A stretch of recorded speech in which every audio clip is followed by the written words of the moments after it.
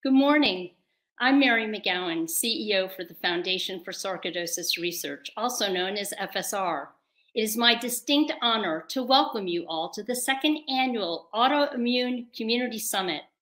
Autoimmune and immunological conditions affect nearly 25 million people in the United States alone. I want to express my sincere gratitude to the Autoimmune Association for hosting this vitally important summit and for inviting me to share a little bit about FSR before introducing our extraordinary keynote speaker. Next slide, please. FSR is the leading international organization dedicated to finding a cure for sarcoidosis and improving care for sarcoidosis patients through research, education, and support. We are driven by a collaborative, cooperative approach and believe that only by working together can we find the path to progress. Next slide, please.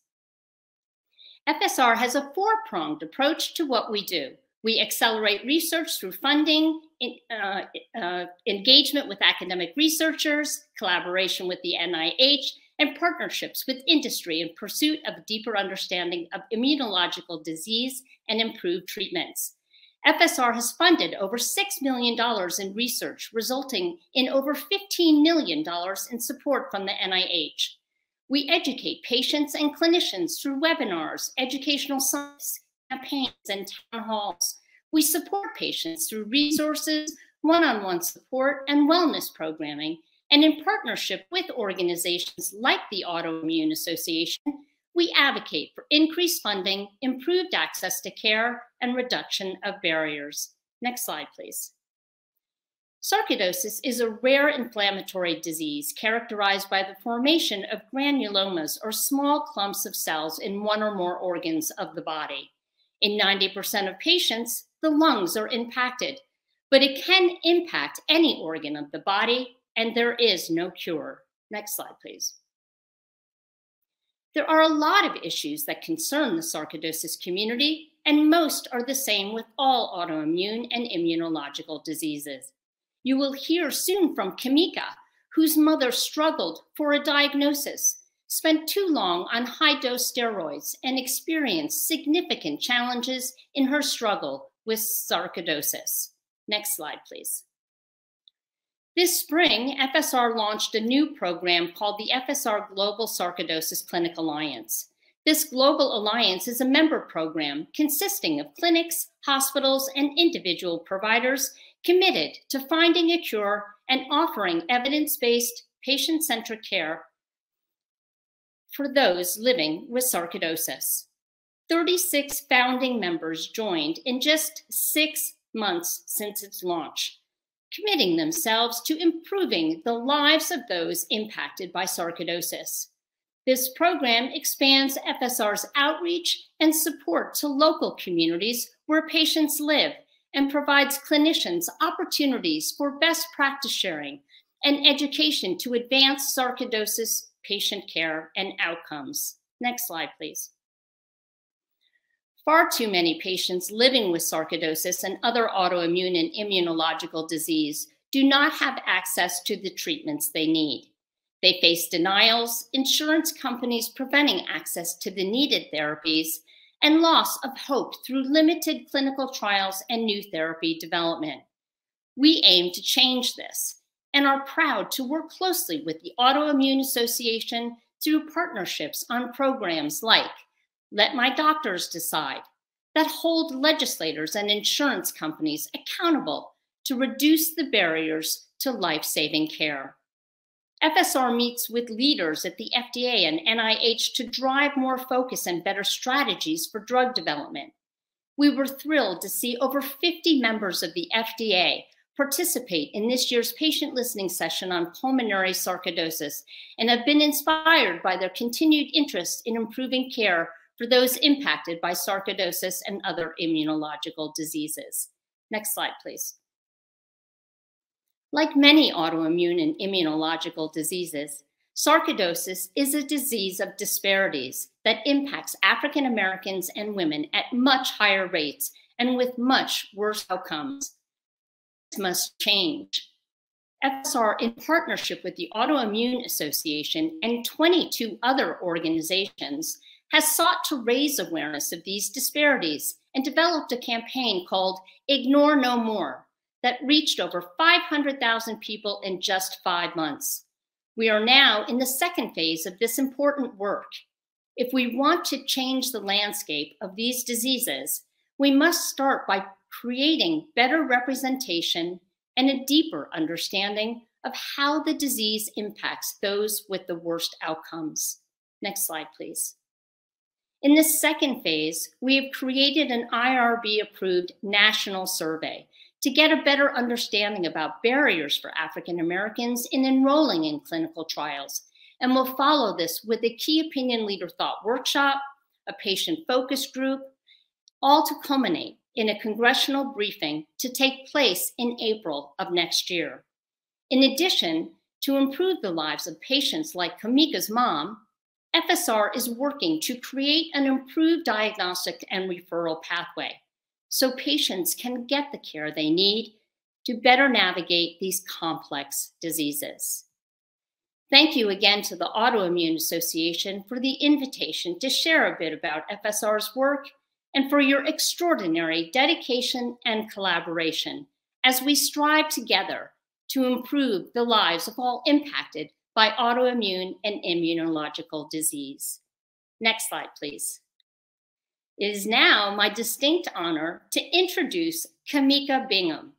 Khamica is currently the fastest woman in Canada. She is a two-time Olympian, two-time national 100-meter champion, two-time Pan Am Games medalist, and two-time national record holder. Khamica understands the power of resiliency and overcoming barriers, having lost her mom to sarcoidosis just 4 months before the Tokyo Olympics. Khamica has been passionate about inspiring others by sharing her story and using her voice to advocate for health and wellness. Welcome, Khamica. Hi, good morning. I want to start off by saying how honored I am to be speaking to you all. My experience has opened me into a hidden community that I knew very little about. And I'm grateful to be learning, and I'm passionate to learn even more and utilize my voice to bring more awareness to this community of invisible warriors, in my opinion. My goal here today is for you all to know that you are not alone, to cherish the little moments and memories along the way, and no matter what this journey called life throws at you, is to keep walking. When I first discovered track at 15 years old, I never knew sports would open doors that I could make this as a career. So it started at first as wanting to see how fast I could go, quickly birthed so many dreams and barriers that I wanted to break. I worked really hard and became the fastest woman in Canada in the 100 meters in 2015. And a year later, I became an Olympian. My dad was my biggest cheerleader when I was winning, and he knew everything about track.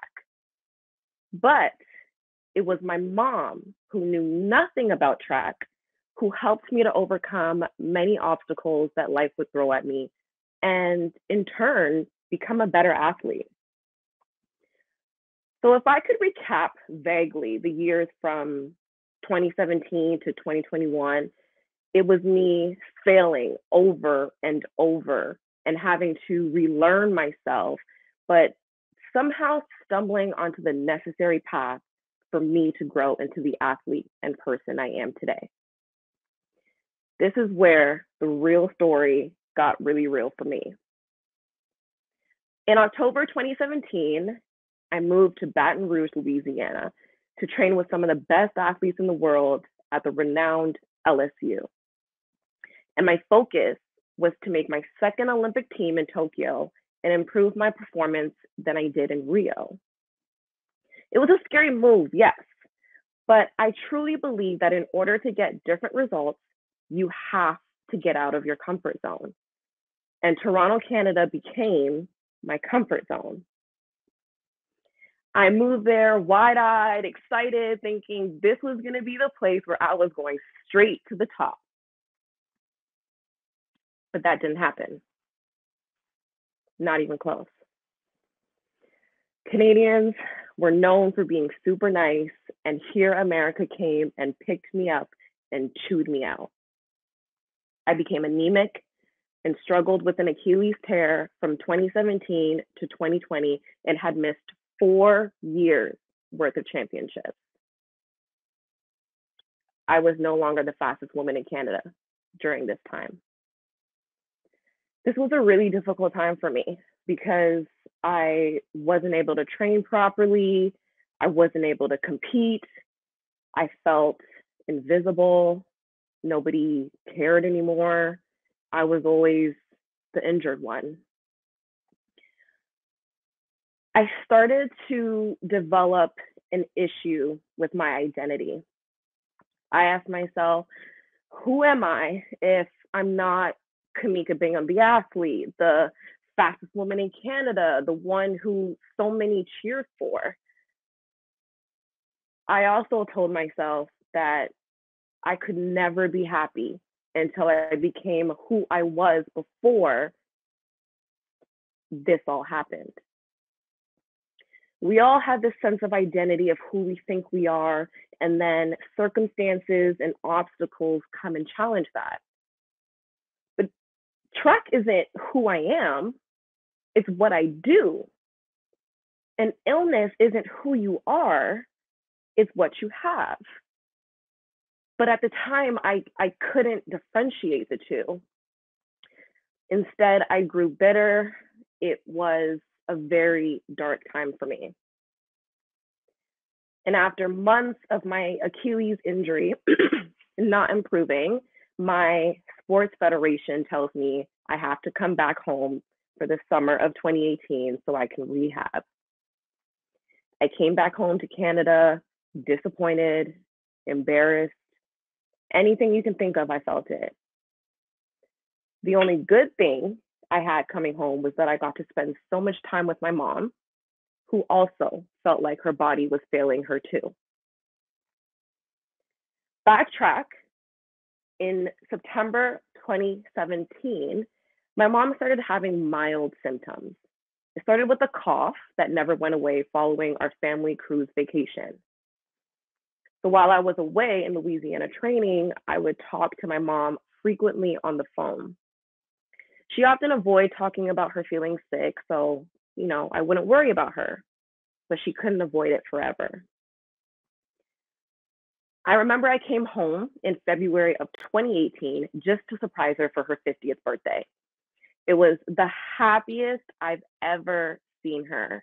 I got her so good. But I also noticed how she had physically changed since when I first left.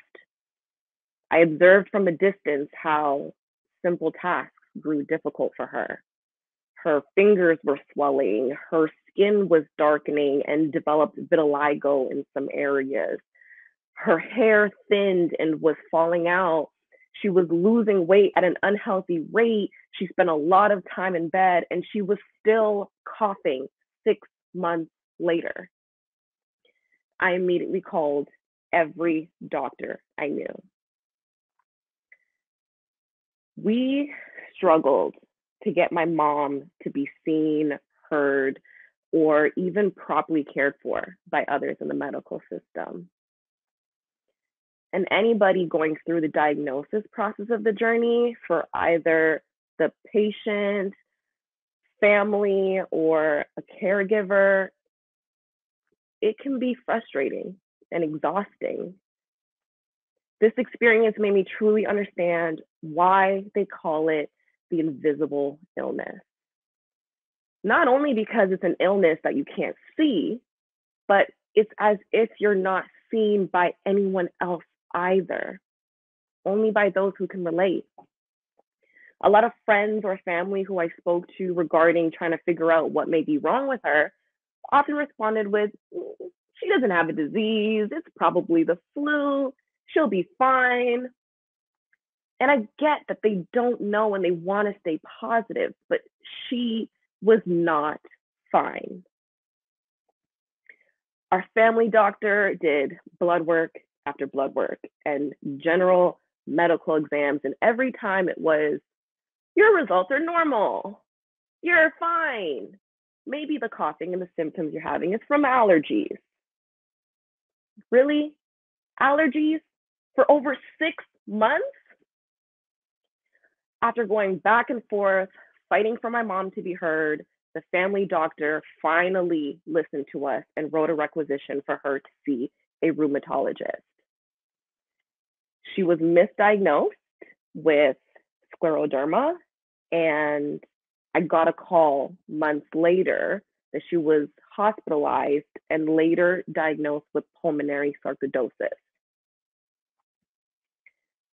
So fast forward to May 2018, this was the point where I returned home to Canada for the rest of the summer, injured, anemic, struggling with my identity, the whole nine. And she too struggled with her new identity. My mom, she's the most positive person, but there were days where, she couldn't help but feel human. And I understood because I also knew what it was like to adjust in a new body that felt like it was giving up on you. At this point, my mom was too sick to work in the hospital, so she worked from home. And one of her favorite things to do to pass the time was to go for long scenic walks on the trail. We walked and talked nearly every day together. And no matter the pain she was in, she pushed herself to walk a little longer, a little further. And we celebrated those milestones. I remember this one time she told me this story that stuck with me. And not only did it stick with me, but it carried me through and helped me to weather the storm. She said, "Do you remember when you were at the Olympics in 2016 and you were overcoming an injury at the time and didn't compete as well as you'd like?" I answered, "Yeah, I can't forget that." "Well, before you left for Rio, I was at the park praying. I asked God to bless you and help you compete really well. You know what God whispered to me? He said, 'It is not her time yet.'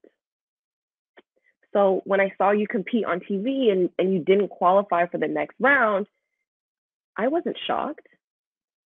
It confirmed to me that it's not that you're not capable, it's just not your time yet. So don't stop. Keep going, and eventually it'll be your time." I held back my tears. The fact that she told me this at the lowest point of my career, it was the only thing that gave me a sense of hope and reignited my purpose for running. And I didn't know coming home that she would help me more than I was trying to help her. So when it was soon time to start training again, I went back to Louisiana because that's where she knew I needed to be.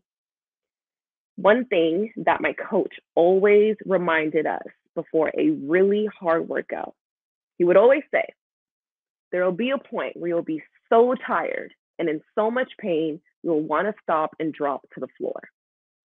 It asks for you to be mentally tough, but you have to keep walking. You cannot stop. It's more painful to stop." Trust me, I know. It's true. You build mental strength when you keep walking, no matter how much pain you are in physically, emotionally, or spiritually. And I was building mental toughness each day training, but how I really learned, that came in a different way, at a time where I couldn't even prepare for it in advance. It happened on the day where I was blindsided, where everything changed for me. On March 11th, 2021, I woke up to a phone call that my mom was on a ventilator. after multiple cardiac arrests. She was struggling to breathe that night, and my dad had taken her in. He wasn't allowed to be with her because of COVID restrictions, so she was alone. My dad was alone. After hanging up, I was in shock and in denial, talking to myself. A few hours later, my thoughts have gone rampant. A billion thoughts consumed my mind, so I left my apartment and went for a walk to have a real conversation with God. You know, one of those where you're trying to make a deal with God? I went back to my apartment. My phone rang. She was gone. I didn't get to say a word. I wasn't even in the country.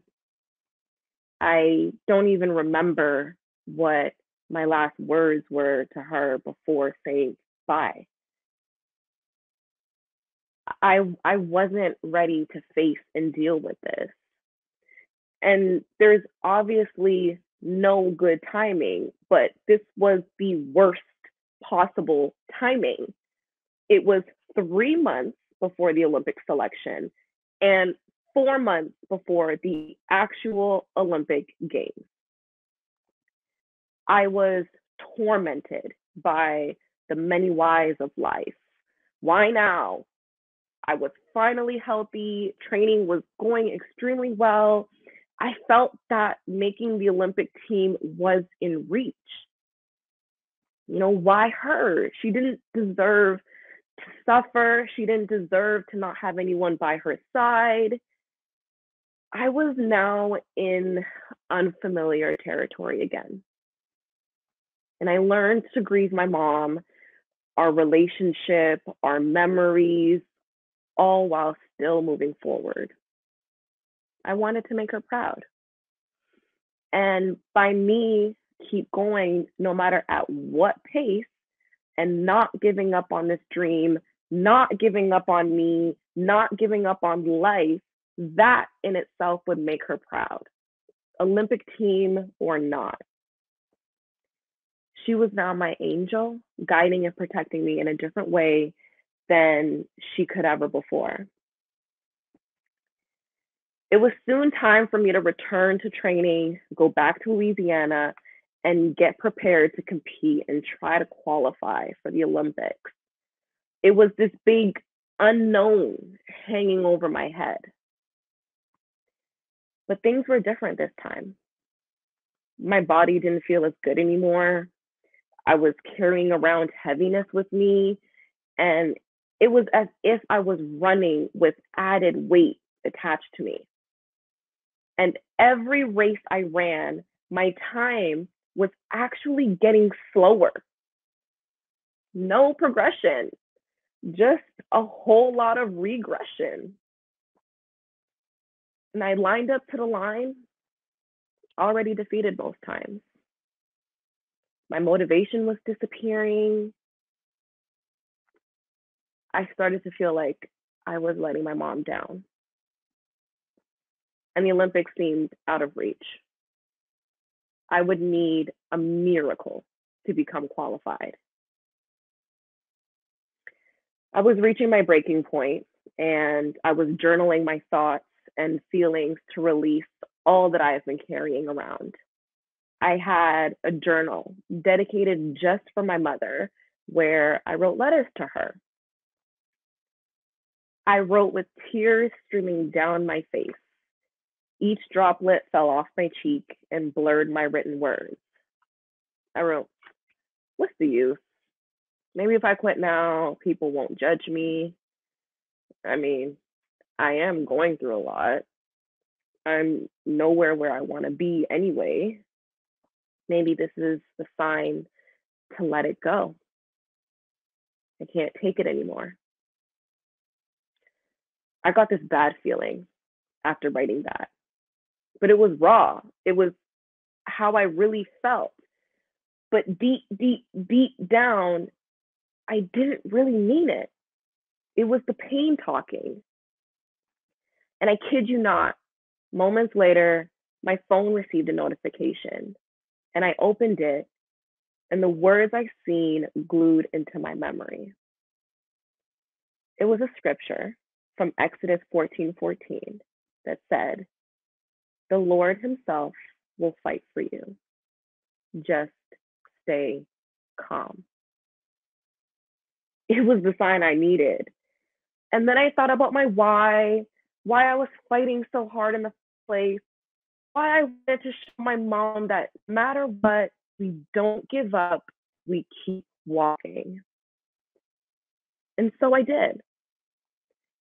Shortly after reaching my breaking point, I had a breakthrough performance, running my second fastest time ever, which allowed me to qualify at my final competition before the Olympic selection. I was going to Tokyo, and I made it because I kept walking. This Olympic team meant more to me than my first. Not because I can say I'm a two-time Olympian, but because I literally had to fight over and over and over again. And a lot of you here today are fighters. You know that it means so much more when you receive something you've been longing for, knowing how much it costs you mentally, physically, emotionally, and spiritually. I wrote in my journal again to my mom, this time happy tears, celebrating that we were going to the Olympics. I couldn't have done it without her. I had her strength. And while I was celebrating this, I had this epiphany that I realized years later of why I had to endure so many injuries. It just hit me. If I didn't get injured during the time when I was away in the US, I wouldn't have had to come home, right? And God knew that I needed more time with her before she had to become my angel. She taught me so much in that short time frame. We became closer than ever before. So if I was away training, competing internationally, it wouldn't have made it any better because I could never get back that time. So what was a time that I became so bitter, envious of others, and a time that I did everything and I tried to run away from, I now can say I appreciate the injuries because looking back, it was for my own good. And I had peace knowing that. So whether you received a new diagnosis or you're years deep in treatment, you're a loved one or caretaker, you're frustrated, you're uncertain of the future, or you're losing hope, I hope you can take some time to do some reflecting. What can you now appreciate that you couldn't see before? And if you're in the midst of the storm, like I was, all that I ask from you and hope that you take away from this is don't stop. Keep walking. You will probably help someone else get off the ground too. Thank you.